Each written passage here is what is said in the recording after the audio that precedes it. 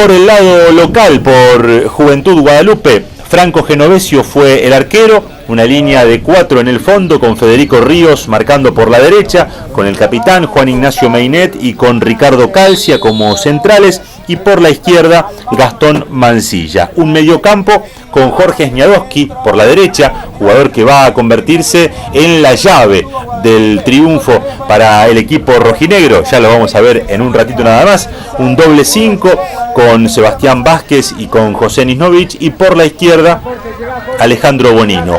Como media punta Manuel Angelinetti, y como delantero de área Claudio Drueta. Esos fueron los 11 titulares que dispuso Eduardo Lalo Verón, buscando un objetivo: volver a encontrar el triunfo que se venía negando desde hace ya varios encuentros. En la Emilia, que aquí cometía un error serio en la salida y que casi termina dándole la posibilidad a Juventud Guadalupe de ponerse en ventaja, el remate termina quedando en las manos de Mario Colucci.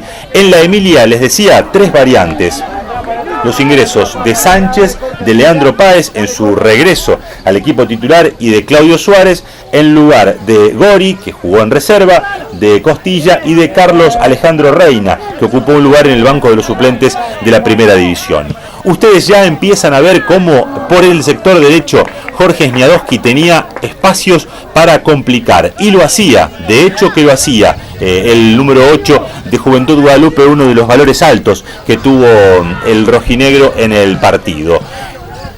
La Emilia respondía con esa pelota que salvaba con sus piernas Franco Genovesio. Les repaso los protagonistas de la Emilia para terminar el recorrido por los que estuvieron en el campo de juego. Mario Colucci, arquero y capitán, línea de fondo con Danilo Sánchez por la derecha, una dupla de centrales con Mauro Leoni y Lucas Robledo, Nicolás Duin marcando por la izquierda, delante de ellos 2 volantes destinados a la marca: el 5 José Valle y el 8 Néstor Ríos, y otros 3 volantes destinados a la creación: Nicolás Pica, Héctor Verón y Leandro Páez. El delantero fue el jugador Claudio Suárez que mencionábamos recién. Y les hablaba de que Jorge Sniadowski fue el jugador que tuvo la llave del partido. Fíjense, la jugada arranca por la izquierda, de Drueta, que gana el balón a Manuel Angelinetti, de Angelinetti a Sniadowski. Como tuvo toda la tarde ese espacio por el sector derecho, Sniadowski lo aprovechó, se perfiló cuando llegaba al área grande y sacó un remate notable para luego festejar así el gol que permitía a Juventud Guadalupe ponerse en ventaja en el minuto 23 de ese primer tiempo. Un resultado que no extrañaba, porque en el marco de un partido apenas discreto hasta ese momento, el predominio del equipo rojinegro era marcado en los primeros 15 minutos. Los dos mostraban algunas intenciones, no tenían mayores situaciones claras, y como les decía entonces, el gol llegó por el lado que mayores beneficios le otorgó a Juventud Guadalupe: el sector derecho y sobre todo el sector de Jorge Sniadowski. Pararon a descansar, no se olviden que jugaban alrededor de las 2 de la tarde de una jornada casi veraniega, les diría, la de ayer domingo. Y tras ese parate, de a poquito la Emilia fue adelantándose en el terreno, fue equilibrando el trámite, lo llevó al mediocampo, pero también continuó careciendo de situaciones claras de gol. Esta posibilidad de Claudio Suárez, el pase hacia atrás, hacia Pica que intenta primero, rebota en un defensor, después en el pase hacia Verón termina anticipándolo un defensor de Juventud Guadalupe.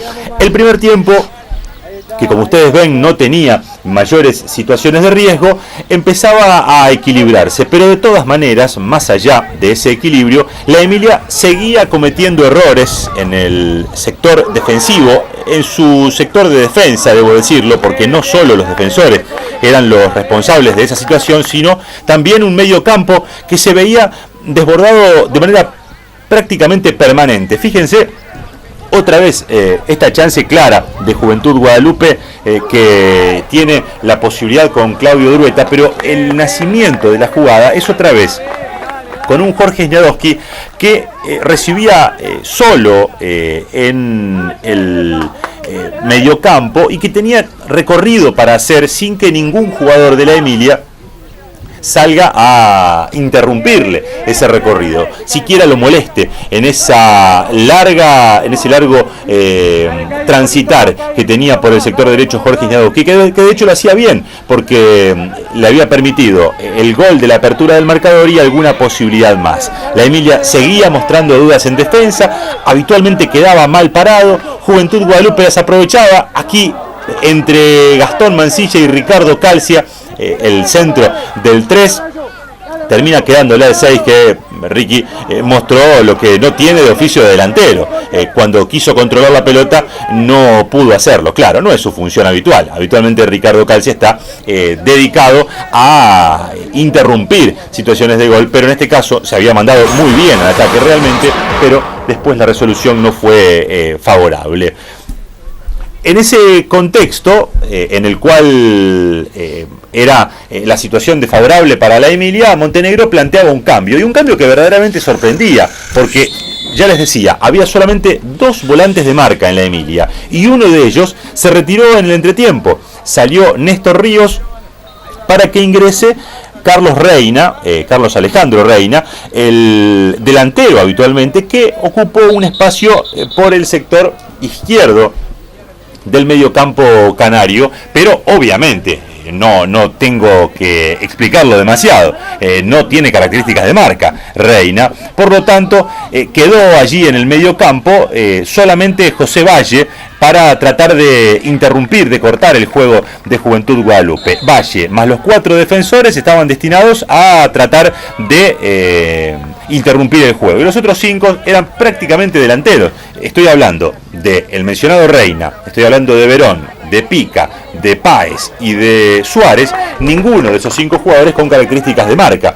Y esto hacía un partido absolutamente abierto, asumiendo muchos riesgos del lado del equipo canario, riesgos que supo aprovechar bien Juventud Guadalupe, que termina redondeando un muy buen partido y termina redondeando además un muy buen triunfo. En esos primeros 15 del complemento, ambos equipos fueron intercambiando posibilidades, pero Juventud Guadalupe aprovechaba mejor inclusive los errores defensivos de la Emilia, que, como les decía, nacían en un medio campo que prácticamente no tenía presencia de marca. Aquí es buena la combinación entre Suárez y Pica. El remate del número 7 se va apenas ancho, acaso buscando la llegada de Reina, pero no consiguiendo que haga contacto con la pelota el ingresado delantero en el complemento. Esto pasaba en el minuto 9.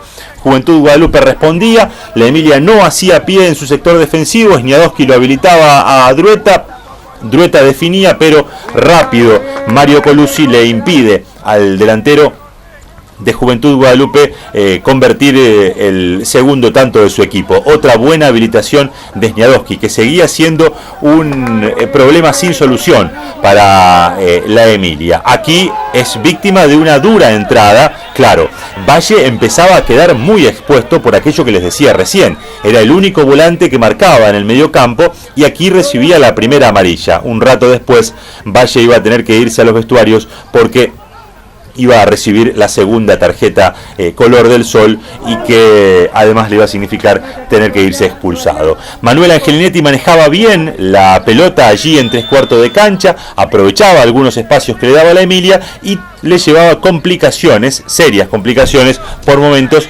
al arquero Mario Colucci. Y vamos a ver un momento en el cual el partido va a estirar la diferencia, aunque eso será en un instante.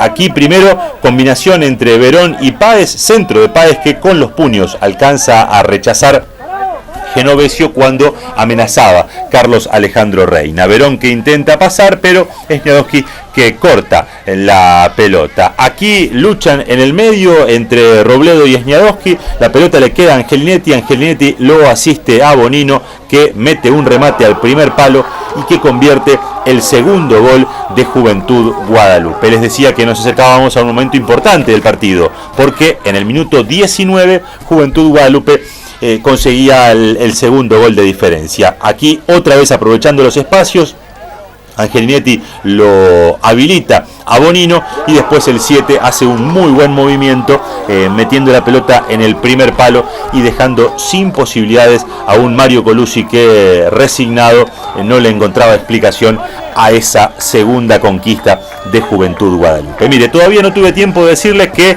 Matías Maidana fue el árbitro del partido, un Matías Maidana de correcto arbitraje.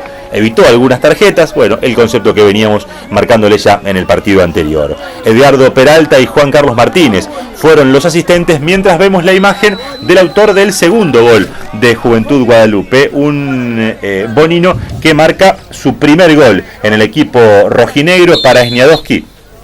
Fue el tercer gol el que convirtió en el primer tiempo. Ya vimos un par de variantes en Juventud Guadalupe. En el minuto 7, Lula Suárez reemplazaba a Nisnovich. En el minuto 21, veíamos recién, Eloy Insaurralde hacía lo propio con Sniadowski. Y un rato después, Matías Mancilla iba a reemplazar a Manuel Angelinetti. Pero antes de ese cambio, la Emilia va a llegar al descuento y va a ilusionarse con la posibilidad del empate, aunque en lo que se veía en el partido no había mayores razones por las cuales pensar en una igualdad del equipo canario que más allá de que en algún momento conseguía tener un poco más el balón, no podía hacer pie y Juventud Guadalupe era el equipo que seguía generando las chances más claras. El descuento nace en esta jugada, individual de Pica, combinación con el picante Páez, que le devuelve la pelota a Pica, engancha y define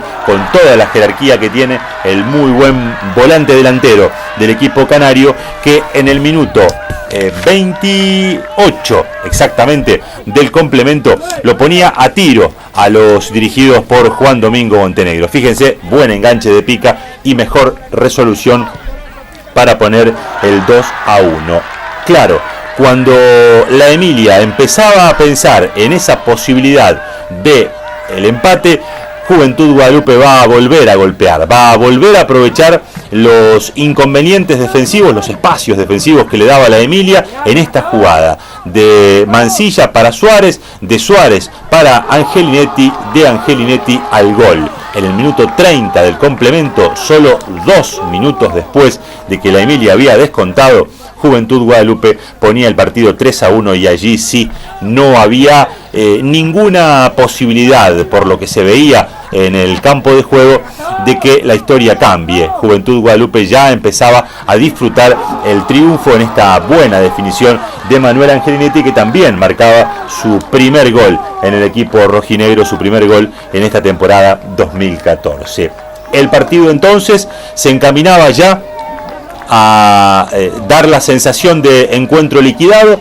Juventud Guadalupe redondeaba un buen partido, bien este jugador, Angelinetti, bien Sniadowski, valorable el esfuerzo que siempre realiza Claudio Drueta, el recorrido que hace Bonino por su sector, también destacar en Juventud Guadalupe la solidez defensiva, marcó bien a las individualidades del equipo canario, que como contracara tuvo un flojo, muy flojo encuentro, de los rendimientos más bajos que ha tenido en el año el equipo de Montenegro, con muchos problemas defensivos, con un mediocampo totalmente desbordado, y aquí vemos uno de los ejemplos de ese mediocampo desbordado, un mediocampo que en la marca lo tenía solito a Valle, que aquí sale muy lejos, termina ya cuando la pelota había pasado haciendo contacto con Lula Suárez. Matías Maidana le muestra la segunda amarilla, no hay nada por reprocharle, y la roja para José Valle, que no podrá estar en el próximo partido. La Emilia, les decía, con inconvenientes defensivos, con un mediocampo desbordado,